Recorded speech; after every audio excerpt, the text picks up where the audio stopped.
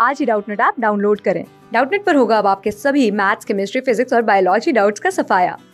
बस अपने क्वेश्चन की फोटो खींचो, उसे क्रॉप करो और तुरंत वीडियो सोल्यूशन पाओ। Download now. This question we have given a ball is thrown vertically upward from a tower and reaches the ground in 6 seconds. Another ball is thrown downward at the same position and with same speed it reaches ground in 1.5 second. Time taken by ball to reach ground if ball dropped from same height.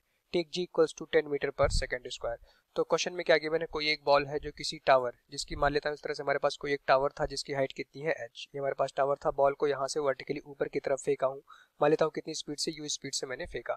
तो आप देखोगे ball को ऐसे फेंकोगे, ये ball ऊपर highest point पे जाएगी और इस तरह से वापस ग्राउंड पे लौट आएगी। तो हमारे पास देखो ये ग्राउंड है, क्लियर, ये हमारे पास ग्राउंड था। तो वापस जब बॉल ग्राउंड पे आती है तो मान लेता हूँ इसमें लगा टाइम हमारे पास कितना है, इस टाइम को मान लेता हूँ t1 है। दूसरे केस में कहा जा रहा है बॉल को सेम टावर से नीचे क्या किया जाता है, सेम स्पीड से ड्रॉप कर दिया जाता है या गिरा दिया जाता है। तो यहाँ पे देखो इस बार मैंने बॉल को क्या किया, इसी सेम टावर से नीचे की तरफ देखो सेम स्पीड u से, जितनी स्पीड से मैंने फेंका था उसी स्पीड से नीचे गिरा दिया। तो इस क्वेश्चन में जब ये ग्राउंड पे पहुंचेगा बॉल, तो क्वेश्चन में गिवन है कितना टाइम लेगा, ऐसे बॉल ग्राउंड पे पहुंचेगा और ये टाइम हमें गिवन है कितना t2। t1 t2 की वैल्यू आपको गिवन है, t1 कितना टाइम है 6 सेकंड। और जब आप सेम हाइट, देखो हाइट कितनी है इस टावर की, सेम हाइट h से इस बॉल को सेम स्पीड u से नीचे की तरफ गिराते हो, ठीक, तो कितना टाइम लगता है ग्राउंड तक पहुंचने में, 1.5 सेकंड, t2 हमें गिवन है।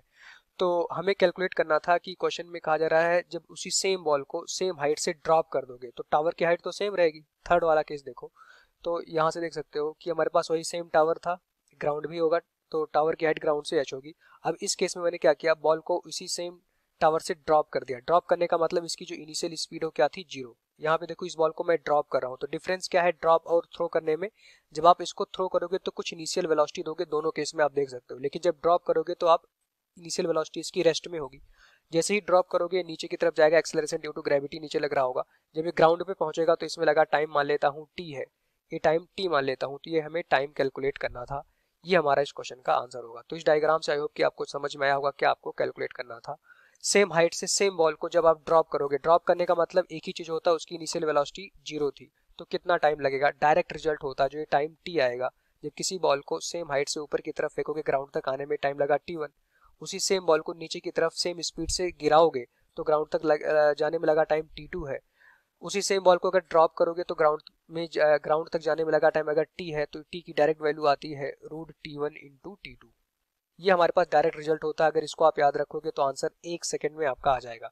यहाँ पे t1 t2 की वैल्यू पुट कर दो तो t इक्वल्स टू आ जाएगा, t1 हमें गिवन है 6 सेकंड और t2 हमें गिवन है कितना 1.5। 1.5 को आप लिख सकते हो 3/2, तो यहाँ पे आ जाएगा हमारे पास देखो 3 इंटू 3 कितना हो जाएगा 9। तो जो टाइम आ जाएगा हमारे पास देखो वो आ जाएगा 3 सेकंड, रूट के अंदर आ जाएगा हमारे पास 9, तो उसकी वैल्यू आ जाएगी 3 सेकंड। आंसर तो हमें मिल चुका होगा 3 सेकंड, बट इंपॉर्टेंट बात है कि इसको कैसे आपने प्रूव कर दिया कि जो टाइम लगेगा ड्रॉप करने पे ग्राउंड तक पहुंचने में वो t1 इंटू t2 के रूट के बराबर होगा।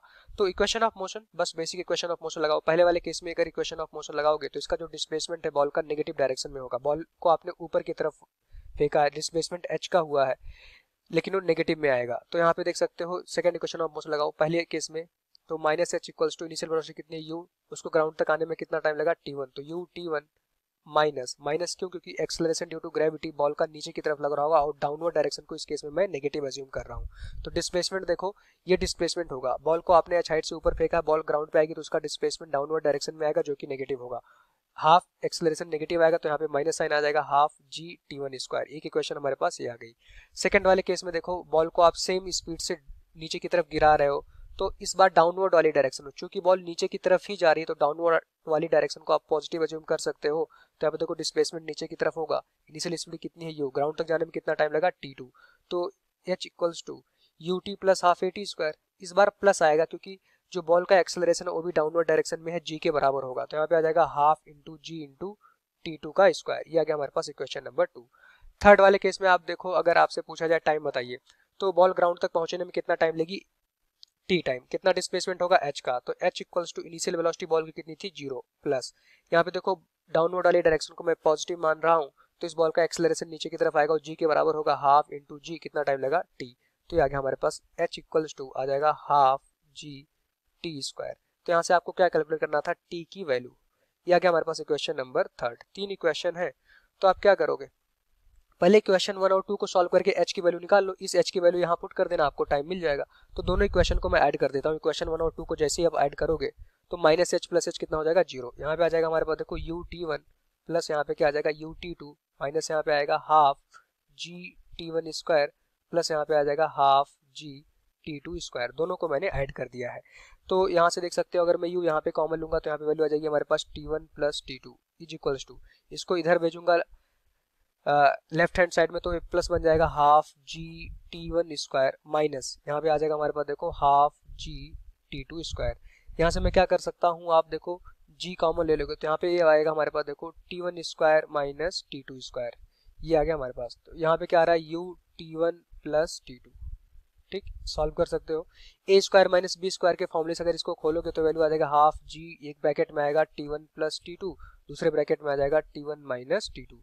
ये रिजल्ट इसीलिए मैंने कहा आपको याद रखना चाहिए, अदरवाइज टाइम लग जाएगा पेपर में इसको सॉल्व करने में। एक और तरीका हो सकता था, आपको t1 t2 की वैल्यू गिवन है, आप t1 t2 यहाँ पे पुट करोगे, आप h निकाल लोगे, ठीक, h निकलते ही यहाँ पे h की वैल्यू पुट कर दोगे, आपको यहाँ से t मिल जाएगा। लेकिन मैं यहाँ पे रिजल्ट डेराइव कर रहा हूँ जिसको आपको याद रखना चाहिए।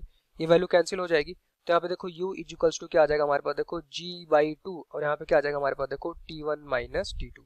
इस u की वैल्यू किसी एक इक्वेशन में रख दो। मैं इस u को इक्वेशन नंबर 2 में पुट कर देता हूँ। तो इक्वेशन नंबर 2 क्या थी, h इक्वल्स टू ut, तो u की जगह पे मैं रखूंगा g/2 t1 माइनस t2 यहाँ पे आएगा, ये हमारे पास t1 है, ये आएगा हमारे पास t1। मैं किस में पुट कर रहा हूँ, फ्रॉम इक्वेशन 2। आप यहाँ से देख सकते हो इक्वेशन 2 देखो क्या है हमारे पास, यही तो है, u की जगह पे वैल्यू पुट कर दिया, यहाँ पे आ रहा है t2, तो यहाँ पे t2 से आपको मल्टीप्लाई करना होगा। ये पूरा टर्म हमारे पास क्या था u t2 plus half into g into t2 का स्क्वायर, इक्वेशन 2 थी। सॉल्व कर लेना यहाँ से, आप देखो h इक्वल्स टू ये वैल्यू आ जाएगी हमारे पास देखो g t1 t2, इस आप t2 को ब्रैकेट के अंदर मल्टीप्लाई करोगे तो एक ब्रैकेट में आ जाएगा माइनस, यहाँ पे क्या आ जाएगा हमारे पास देखो g t2 स्क्वायर, ये t2 और t2 स्क्वायर आ जाएगा g t2 square by 2 plus का यहाँ पे देख सकते हो हमारे पास क्या है हाफ g, यहाँ पे t2 आएगा, ये t2 स्क्वायर हो गया, तो ये पूरा टर्म कैंसिल हो जाएगा। यहाँ से देख सकते हो h की वैल्यू कितनी आ गई, g t1 t2 divided by 2 आ गया, ये आ गया हमारे पास h। हमें t कैलकुलेट करना था तो इस h को इक्वेशन नंबर 3 में पुट कर देना। तो यहाँ से देख सकते हो फ्रॉम इक्वेशन नंबर 3 क्या था, h इक्वल्स टू यहाँ पे देखो 0 प्लस हाफ इंटू जी इंटू टी स्क्वायर। जब बॉल को मैंने ड्रॉप किया था उस केस में हमारे पास हाइट की इक्वेशन आई थी। h की वैल्यू पुट कर दो, यहाँ पे देखो h की वैल्यू आप कैलकुलेट कर चुके हो, क्या आ रहा है जी t1 into t2 divided by 2 is equals to यहाँ पे आ जाएगा हमारे पास देखो g/2 into T square, g/2 ये पूरा टर्म कैंसिल हो जाएगा। देख सकते हो यहाँ से t square is equals to क्या आ रहा है t1 इंटू t2, और हमने ऊपर ही कहा था इस रिजल्ट को याद रखो। तो यहाँ पे t की वैल्यू कितनी हो जाएगी, root t1 into t1 t2 आपको गिवन था, इसमें वैल्यू पुट करोगे आपको आंसर मिल जाएगा, और आंसर तो मैं पहले ही कैलकुलेट कर चुका हूँ, हमारे पास 3 सेकंड आ रहा है। Thank you. क्लास 6 से 12 से लेके नीट IIT JEE मेंस और एडवांस के लेवल तक 10 मिलियन से ज़्यादा स्टूडेंट्स का भरोसा। आज ही डाउनलोड करें डाउटनेट ऐप या व्हाट्सएप कीजिए अपने डाउट्स 8400 400 400 पर।